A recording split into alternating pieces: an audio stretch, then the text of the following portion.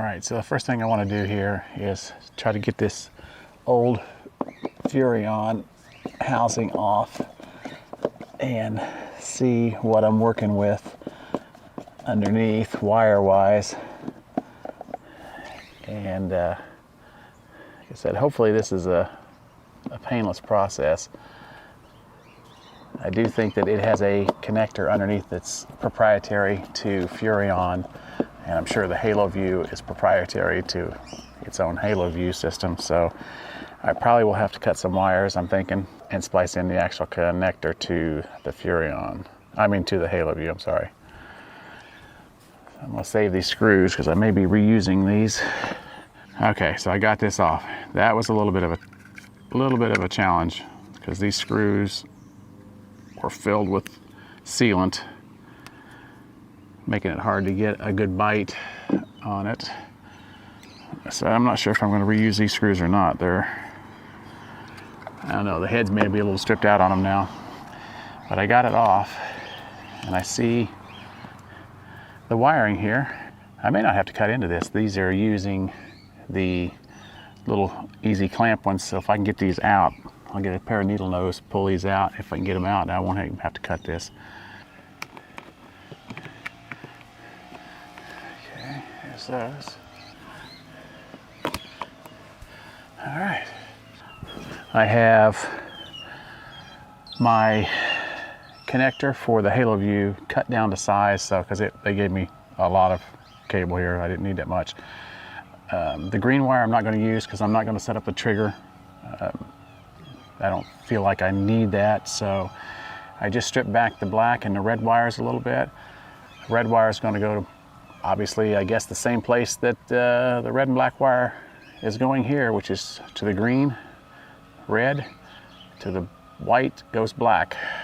So I'm going to go ahead and take these loose, red into green, and the ground black into the white.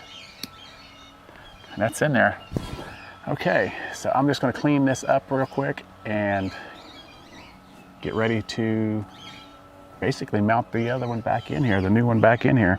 Okay, so the directions weren't super clear on this, but originally I thought that this was going to be coiled up and put inside of here, but there's not room for that. So this apparently is going to have to be coiled up and put inside the RV, which I am not sure I have enough room to do that. This is going to be a little tricky, I think. I may have to end up drilling this hole out just a little bit larger, which I don't like doing. Or I may have to shorten this wire down a little bit. I may have to end up sawing out just a little bit more here just to get this piece to fit in there. I'd rather not. All right, so this is obviously the biggest issue, is trying to get this video connector cable inside the RV. I'm having to drill a couple extra little holes here, I don't know if you can see, just to be able to get that video connector to fit in this opening. And once I did that, it's I think we're pretty much ready to, almost ready to mount it back up into the holes here. Get one of these screws in here, get it started. Luckily all the holes line up, so I don't have to drill any new holes for mounting the actual camera. So that's nice.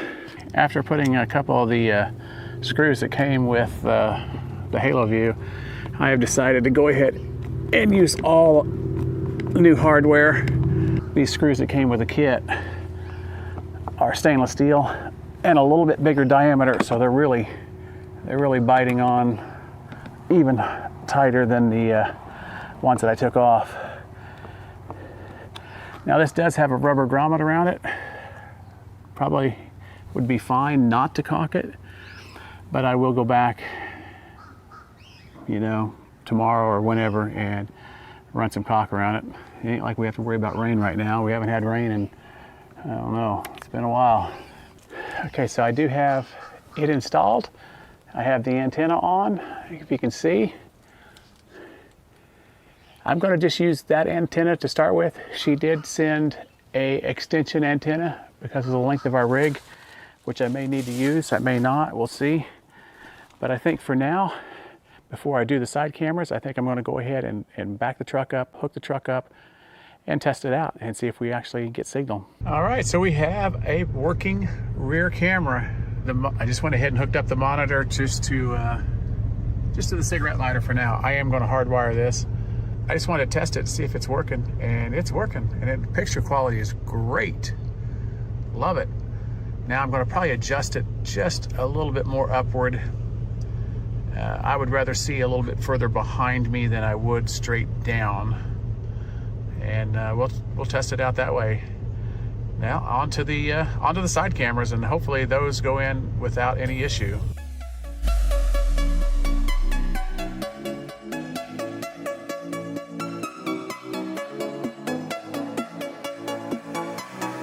So I may have not had audio at one point when I was wiring this side camera up, but I will say it was actually very easy. The Haloview itself had 2 wires wired together for the positive, 2 wires wired together for the negative, and it had the turn signal trigger switch, which I did not use. Turns out that it'd be a little bit more wiring than I want to do, and it's not that big a deal.